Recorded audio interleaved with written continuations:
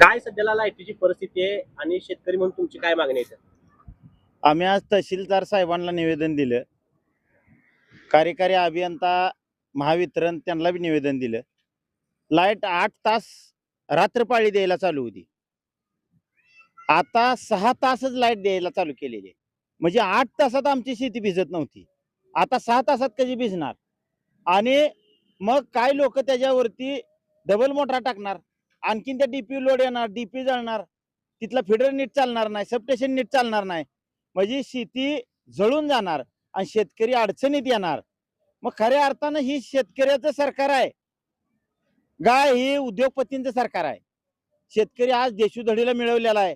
आज एका बाजूला लाईट नाही म्हणून जर विहिरीवरती विंजाण टाकायचं म्हणलं तर त्याला सुद्धा डिझेल मिळत नाही. मग आज शेती भिजवायची कशी? सरकार दुसऱ्या बाजूला म्हणतंय तुम्ही विजेच्या ऐवजी सौर ऊर्जेचा वापर करा. सौर ऊर्जा ज्या वेळेला आपल्या विहिरीवर किंवा बोरवर बसवली, दुसऱ्या बाजूला सरकार म्हणतंय ड्रीपवर तुम्ही शेती घ्या आणि सौर ऊर्जा ड्रीपला चालू केलं की मोटर बंद पडते. मग ती भिजणार कशी शेती? म्हणजे ही सौर ऊर्जा योजना सुद्धा फेल गेलेली योजना आहे. ही शेतकऱ्यांना येड्यात काढायचा धंदा आहे. ती सकाळी चालत नाही, ती दिवस आता ह्या 4च्या टायमिंगला चालत नाही. ती फक्त 12 ते 3 याच दरम्यान चालते.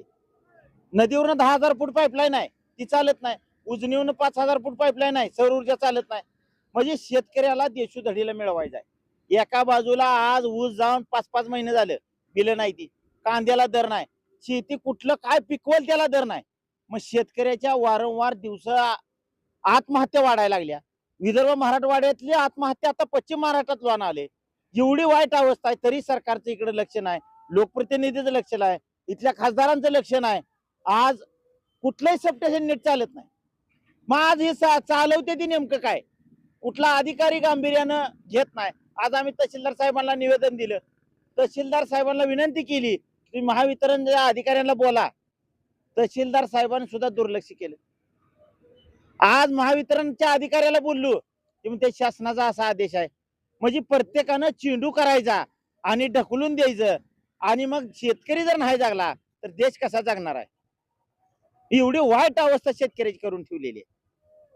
त्याच्या आधी पण तुम्ही पत्रव्यवहार बऱ्याच वेळा केले लाईटीच्या संदर्भात. गेल्या आठवड्यामध्ये पण तुम्ही पत्रव्यवहार केला. कुर्टी गावासारख्या एका मोठ्या गावानं रस्ता रोकोचं आंदोलन केलं होतं.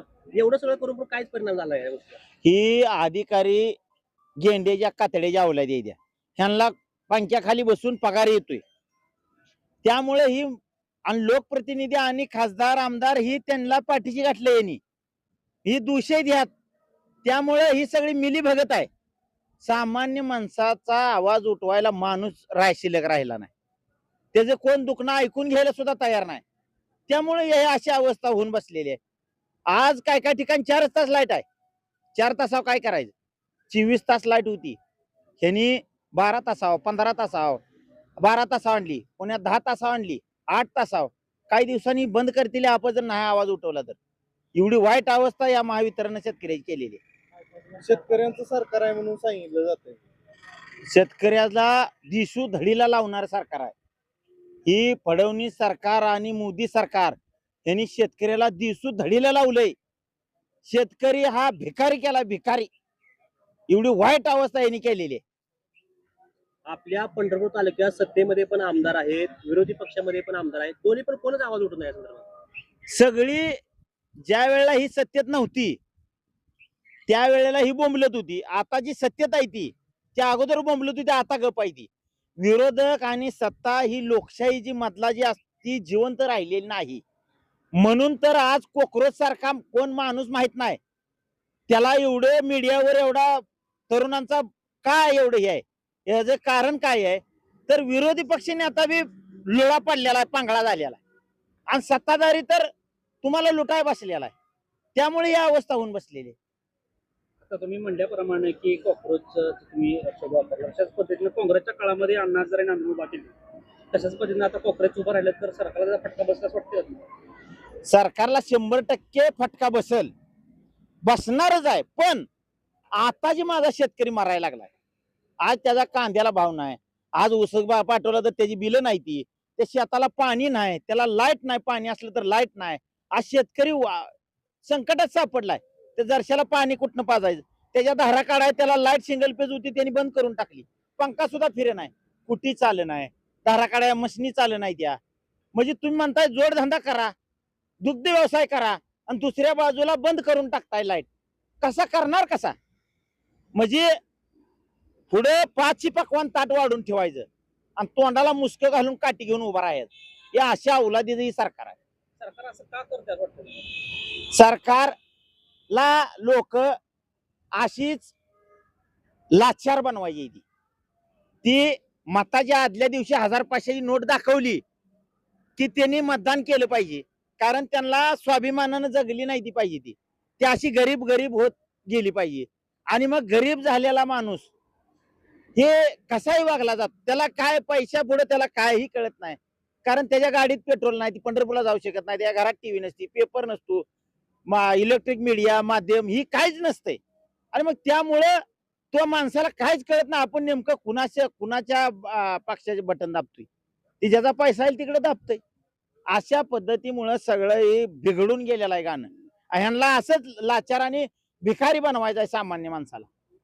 एकूणी अशी परिस्थिती असताना शेतकरी संघटना यांनी शेतकरी संघटने नेते नेमके काय करतात? तुमची काय रस्त्यावर भूमिका उतरायची आहे का? तुमचं आंदोलन पुढे काय आहे का तुमचा पहिला? आमचं छत्रपती शिवाजी महाराज चौक ते तहसील कार्यालय ही 1/6/2026 आंदोलन करायचं ठरलेलं आहे. त्या आंदोलनाला सगळ्या शेतकऱ्यांनी हजारोच्या लाखोच्या संख्येने आलं पाहिजे. आणि आपला आवाज कुठं तर उठला तर खऱ्या अर्थानं आपल्याला न्याय मिळणार आहे. आणि जर आपण घरात बसलो तर आपली उभी पिकं डोळे देखत करपून जातील, आपल्या दारातल्या दर्शा काय लागतेल्या, आणि शाळेतली पोरं फी अभावी घरी बसतेली, त्या पोरांवरती आत्महत्या करायची वेळ येईल. त्यांना बायका कोण देणार नाही, ती शेतकऱ्यावर वाईट दिवस येणार आहे. आणि आता सध्या रोज डिझेल पेट्रोल मागते भयानक सामान्य माणूस अडचणीत आहे. म्हणजे चौकुंड आता घेरलेला आहे. त्यामुळं जागा होण्याचा आणि आवाज उठवण्याची गरज आहे, तरच खऱ्या अर्थानं सामान्य माणूस शेतकरी जगेल, अन्यथा जगणार नाही.